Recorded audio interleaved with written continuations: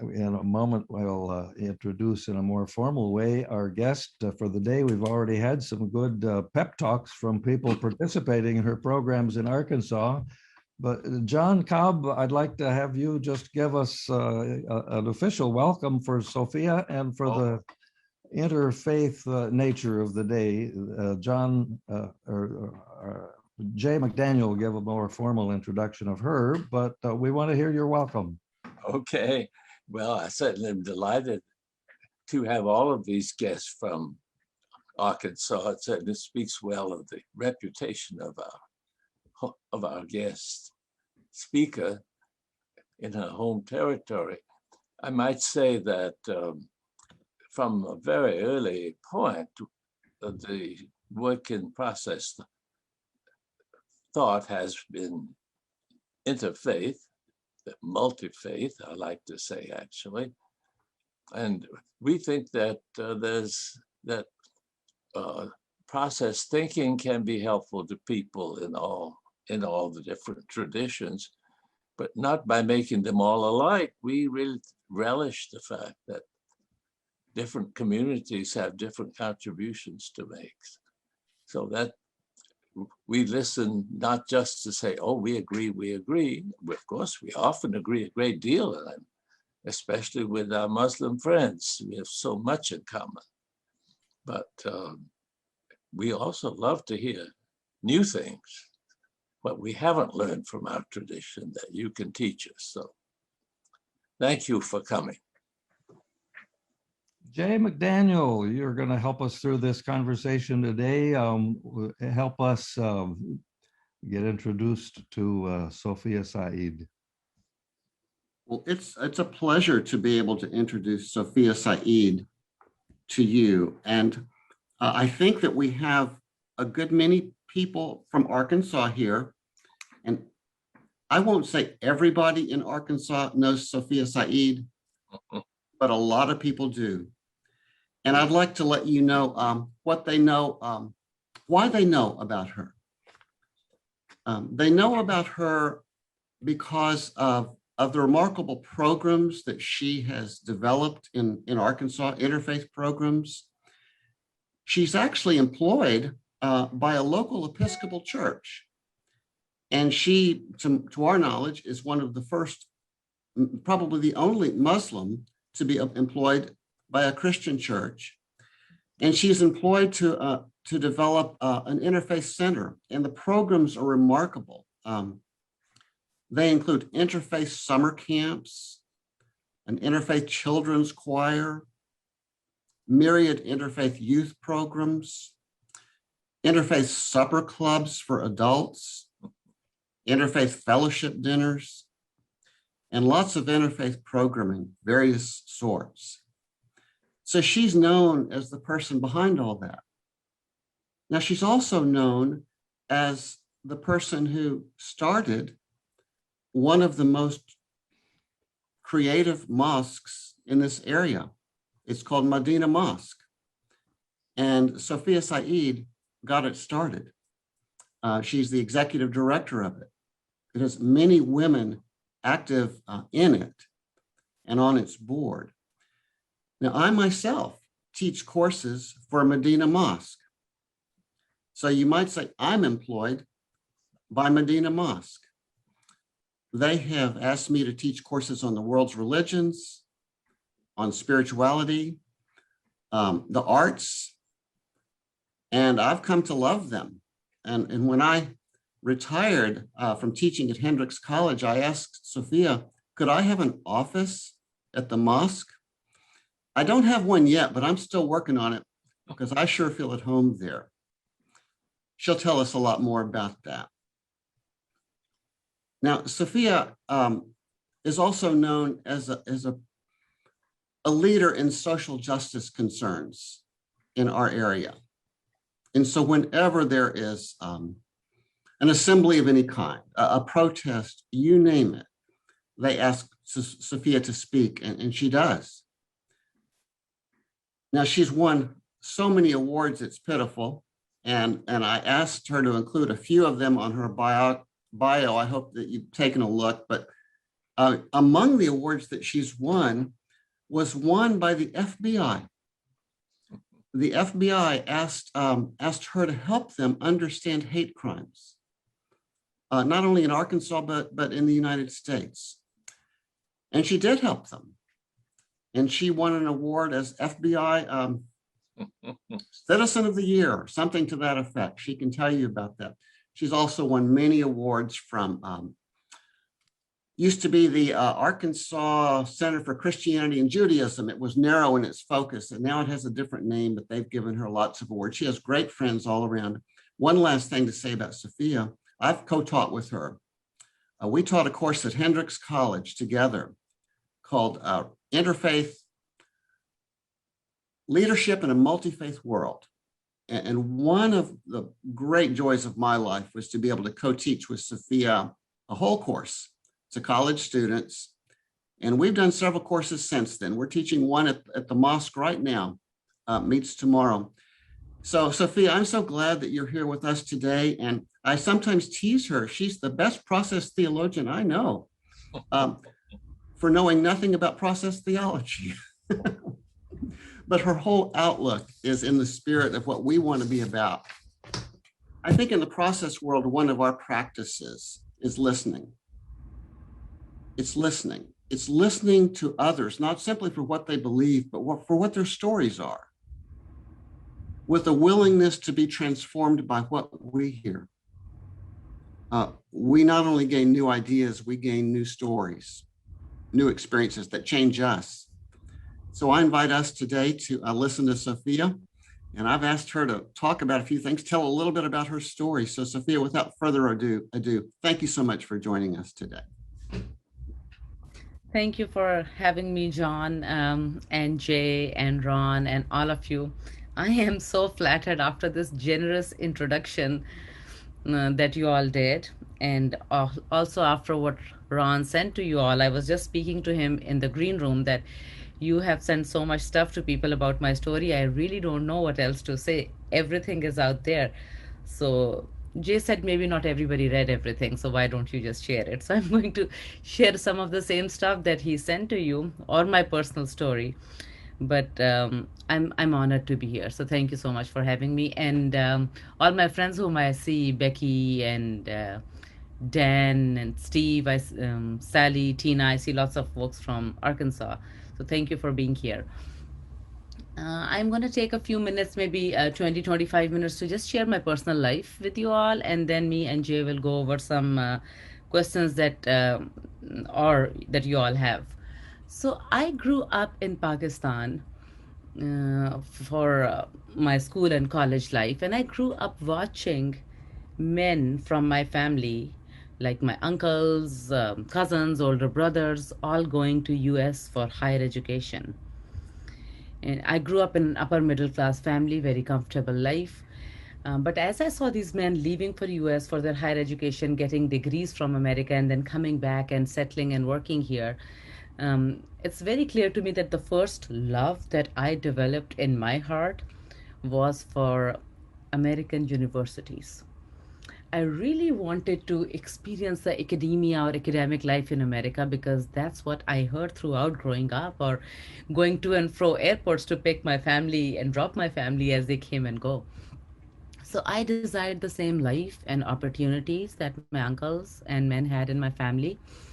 But I didn't realize till I did my bachelor's and started making plans to come to America that I don't have, although I have the same lifestyle and choices, but not the same freedoms. And my dad told me that the only way I can go out being a woman is after getting married to a man who would take me out. I could not go out on my own. So I knew what I wanted and I knew how it could be done. So that's exactly what we did. I got married to somebody. My parents arranged my marriage to my dear husband to be at that time, who was coming to US for his higher education, for his PhD. And that really worked out and still working out fine for me. And that's how I came to America when I was 20 years old, right? 2 weeks after I got married to my husband. So for me, US has been a dream. It has been a dream. And when I landed here, definitely dream come true. And probably like all those people who have been coming to this great nation for the last 200 years, and who those who continue to come today, and those who will continue to come after us. And I believe that all of those immigrants who come to US, we not only come for our own dream and what we need and want and desire from this nation and the kind of life we're looking for, but we also bring a lot of gifts to this country: cultural gifts, intellectual gifts, social, psychological, spiritual gifts. So it is a land of hope, growth, and opportunity. And it remains like that for me even today. But it also a land of, it is a land which is created by people from all around the world who have brought so much with them to contribute to what America is today, or what America is becoming every day. So I've had a good, very good first 4 or 5 years here, which was pre September 11th time. And then 9/11 happened. And it wouldn't be an exaggeration to say, at least from my circles and all the Muslims that I know and I work with, that if you ask any Muslim who identifies themselves as a Muslim openly, that the single most important event that has happened in our lives in the last few decades is 9/11, September 11, which turned our lives upside down. My nation, my country, my adopted homeland, which I am very proud of, US, was under attack that day. But at the same time, the love and loyalty of immigrants like me was also under attack that day. And it was put to test that day. And it continued for next years and decades. That we had to constantly prove our loyalty to this country. I used to teach in a mosque on Sundays when I came here. I was not too religious, but mosques need teachers on Sundays for young kids. I did not used to cover myself like that, but on Sundays I would put on a scarf, go to the mosque, and teach young kids. So on the first Sunday after 9/11, my husband told me that I am not going to wear a headscarf as I leave home. And that was very disturbing for me. And then I slowly realized that rules of the games were changing for almost every Muslim household in America. My Muslim friends, Muslim women who were wearing headscarves or hijabs, they started taking them off because they did not feel safe. A lot of Muslims stopped traveling because it was really scary to travel and to be stopped and interrogated. Muslim immigrants were getting threatening phone calls. The car's windows were being broken. Muslim men were shaving their beards so they do not look Muslim anymore. One conversation which was happening in many households, including ours, is do not tell you are a Muslim publicly. Just lay your head low and live quietly. People were anglicizing their names or Americanizing their names. Nadeem would become Nick, or Maqsood became Mike, or Rehan became Ron. Children were told how to behave in public, not to attract attention towards them. Survival and safety were the two biggest things, or the things that were of utmost importance to Muslim immigrants at that time.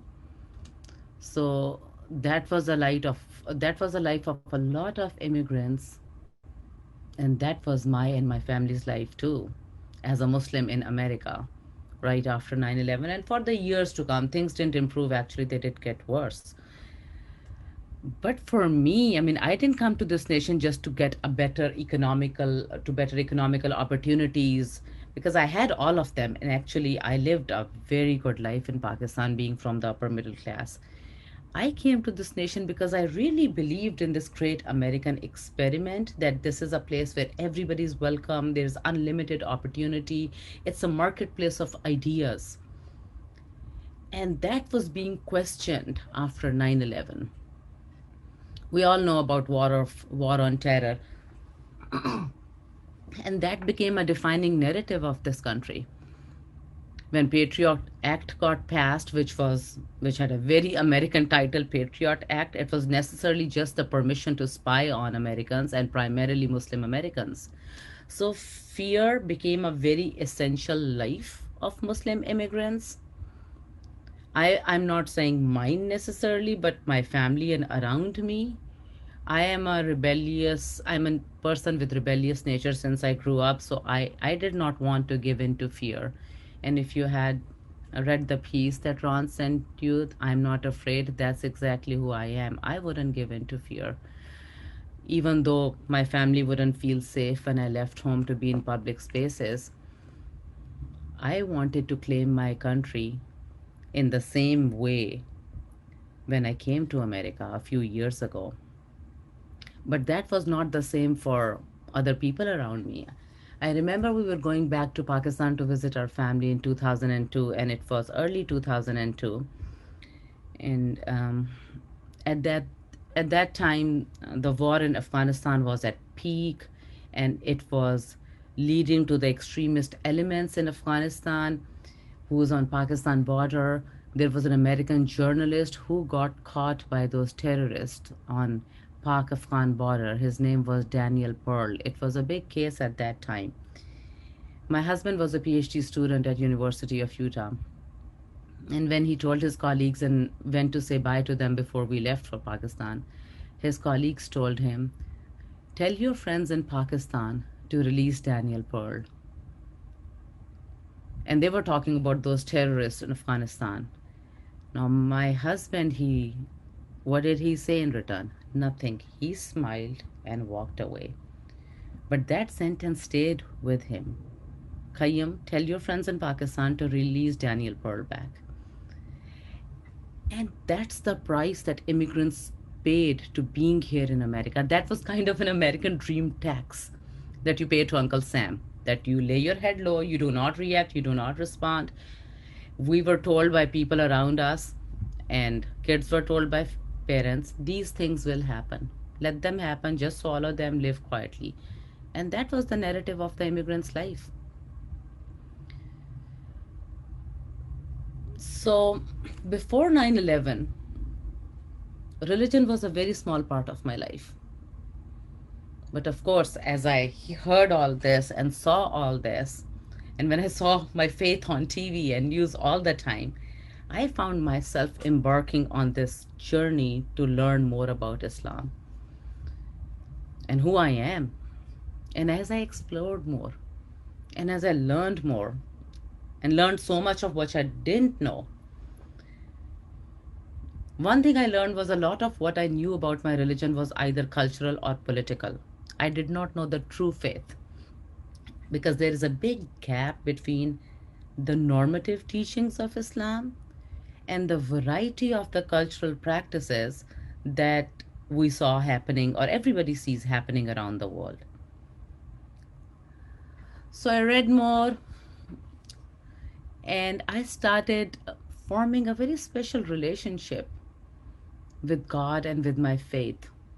As I discovered the beauty in Islam, as I discovered the beautiful expressions of my faith through art, through music, through poetry, through culture, through mysticism, through the equity and interconnected egalitarian concepts, through equality, through the empowerment it provides to women, through the care of animals and the respect for environment, all that I learned through Islam. I was deeply impressed by my own faith, which I have not known for the first 25 years of my life.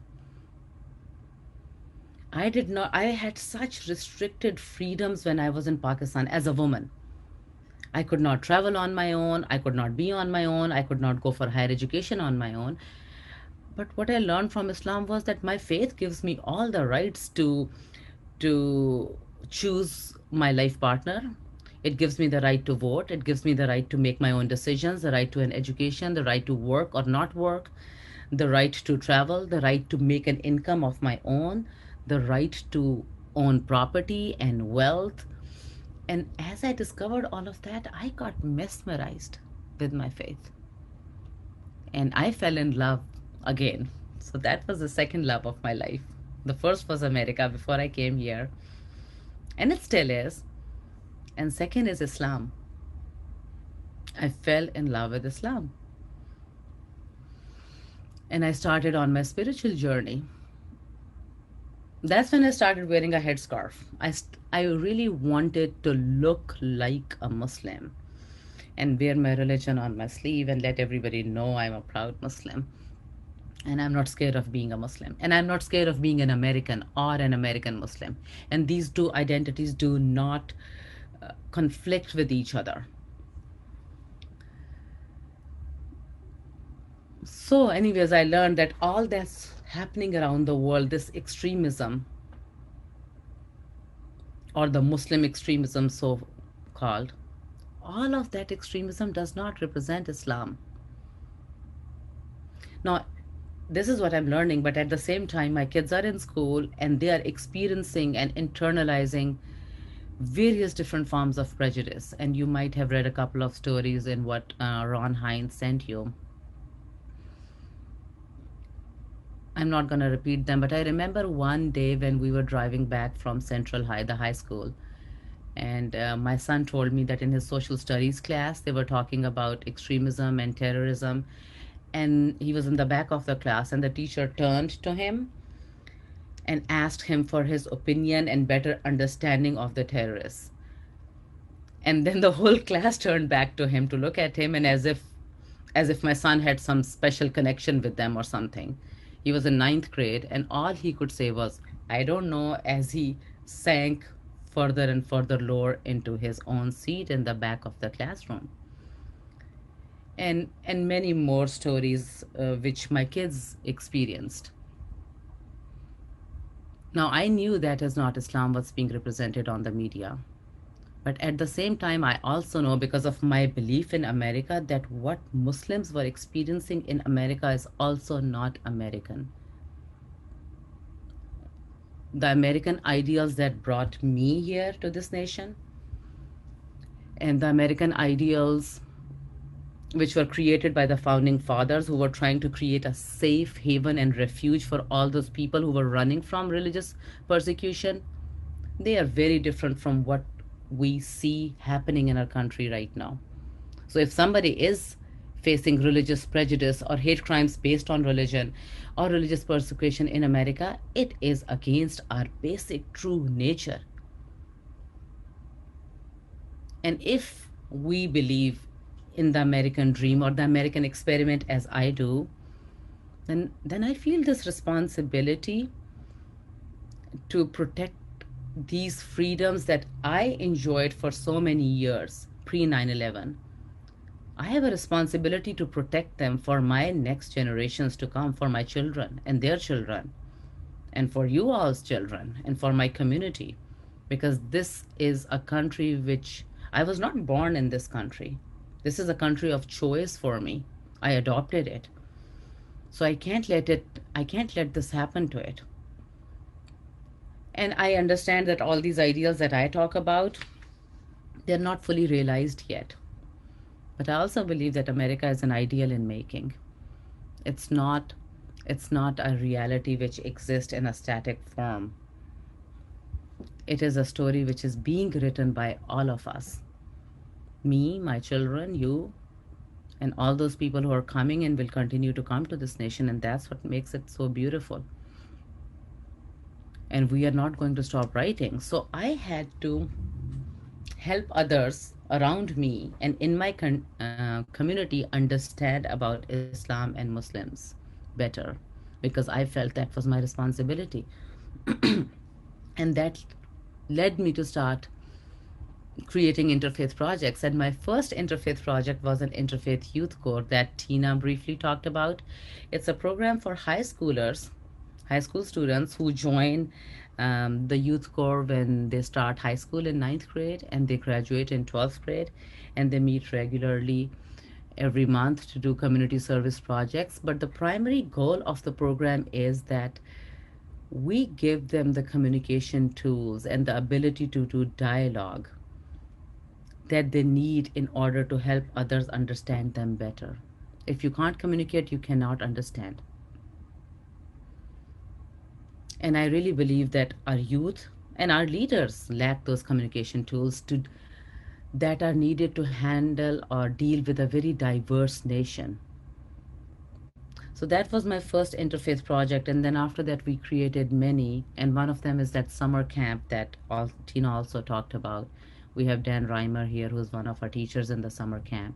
It's a 1 week long camp for elementary school children who come together for a week, and in that week they learn about their own faith, whether they're Muslim, Jews, Hindu, Baha'i, Buddhist.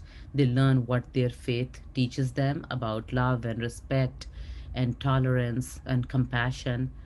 But at the same time, they also learn about the faith of the other kids around them, and they learn how to get along with each other and how to form friendships across the barriers or the boundaries or the divisions of race and faith and gender and ethnicity.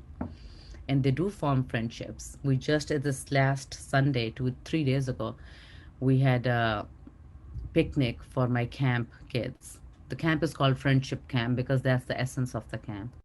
So we just had a friendship camp picnic and they were all here. So we formed these friendships which last and sustain. So, anyways, that my own history and my belief in America and my immigrant experience led me to start doing this interfaith work so we can create those communities which are inclusive and welcoming and needed in a nation like America, because America is a, I think, largest and most diverse, not largest, but the most diverse democracy in the world. And we can't live together if we don't know how to get along with each other. At that time, when I was working on these interfaith projects, I was asked by a local Episcopal church, St. Margaret's Episcopal Church, if I would help them create their interfaith ministry, the Interfaith Center. And of course, I said yes, because what more did I want at that time? That's what I was doing. So I worked for the church, and Jay said probably and I probably agree, I'm probably the only Muslim in the state who is working full time for a church. And I enjoyed and loved working in that space, which is a very Christian space. My office is right next to the sanctuary. And the kind of openness that I live in and the kind of energy that I have that flows through me around me, I really felt a part of that place. There's a story in that email that you got in which once I was warming up my lunch, and maybe a new congregant saw me who did not know that I'm there or work there, and they asked me like, and he asked me, how can I help you? Do you need something? And I started laughing and I said, no, I'm fine. I'm right at home. You tell me, how can I help you? Because this is where I belong. So I had lots of experiences like that, which helped me saw that how restrictive and segregated our our spiritual places are and have become. Through the last 10 years, when I worked on these interfaith projects, it became more and more evident that our faith communities do not interact with each other. Not because they don't want to, but probably because there are not enough platforms of communication where they can come together organically and naturally and learn about each other. And that was a time when I was seriously thinking about creating an Islamic center or a mosque for our young Muslim boys and girls who were struggling with their identity in this post 9/11 nation, including my own children. So that that desire became stronger and stronger in my heart to create a mosque or a space which is liberal and inclusive and welcoming and equitable to the people of all different backgrounds. A mosque which proactively works with the larger interfaith community, which gives confidence to young Muslim boys and girls and helps them embrace their identity and who they are, and tells them that you're important, you're as important as any other American. You don't have to pay this American dream tax of laying low and not demanding equality for yourself. You're no lesser American if you're a Muslim. So, and you don't have to be apologetic about who you are. And all of that desire pushed me towards working towards opening this Medina Institute, which is a mosque in West Little Rock in central Arkansas. And I think and I believe I have a very strong team and steering committee who worked with me for 2 years before we opened our doors in 2016. And Jay has been with us and a part of our team since then. I think what we are trying to do in this mosque is we're trying to create that community which understand the American ideals that I believe in and help others see that Islam and America are not at odds with each other. They're very much aligned, and help people find out or help people discover the common purpose and common good that we all must have in our life. When you were introducing Cobb Institute, we talked about common good. And I think Christian, Jews, atheists, non Muslims, Muslims, Buddhists, Baha'is, we all need to make that commitment towards the common good. And that's the only No, way we can it's come there it together. is. Started working towards organizing and opening that mosque, and most of the organizing work happened in the church, in my church, and I'm proud to say that.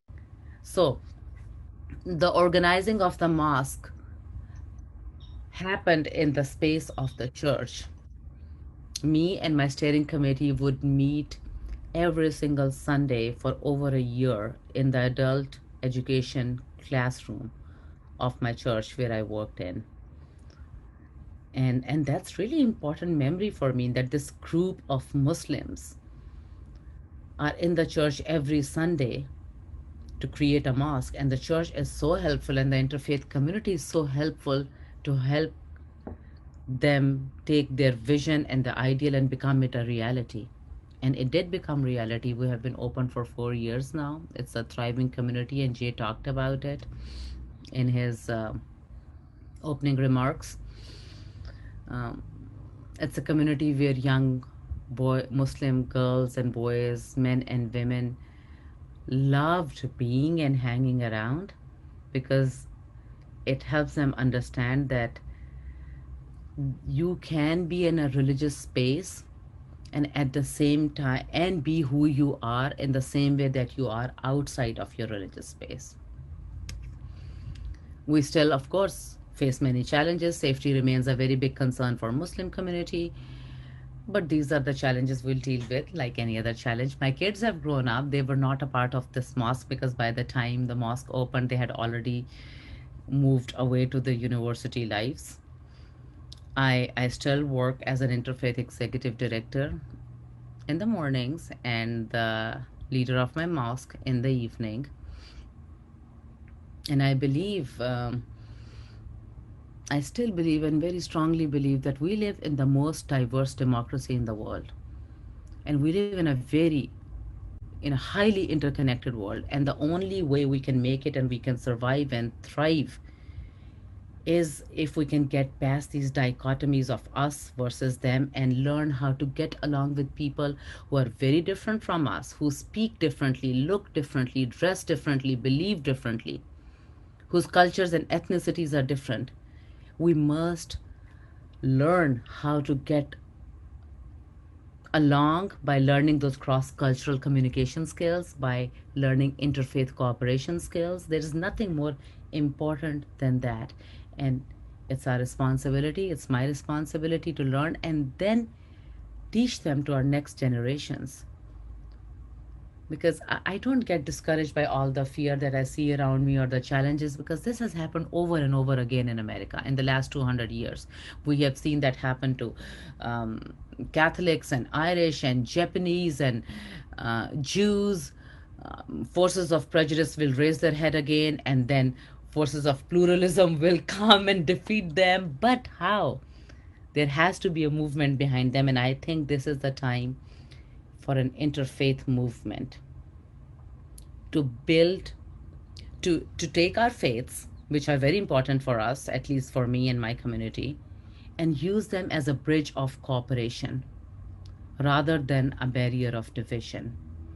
So I continue my work of promoting pluralism, trying to help create a future in which everybody is welcome in my mosque, but also everybody is welcome in America, my country. I'm going to stop here and because I think I'm at my time, but before I stop, I want to read you one of my favorite poems. So I love poetry, Sufi poetry. All of you who are here from Wednesday classes, you already know that. So I'm going to read you a poem by Hafiz, one of my favorite poets who was a Sufi, Persian Sufi from 12th century. And the name of the poem is To Build a Swing. And that's how it goes. You, you carry all the ingredients to turn your life into a nightmare. You carry all the ingredients to turn your life into a nightmare. Don't mix them. You have all the genius to build a swing in your backyard for God. That sounds like a hell of a lot more fun. So let's start laughing and building and drawing blueprints. Let's gather our talented friends. I will help you with my flute and my drum, and Hafiz will sing 1,000 words. You can take them into your hands like golden saws and silver hammers and polished teak wood and strong silk ropes, because you carry all the ingredients to turn your existence into joy. Mix them, mix them, mix them.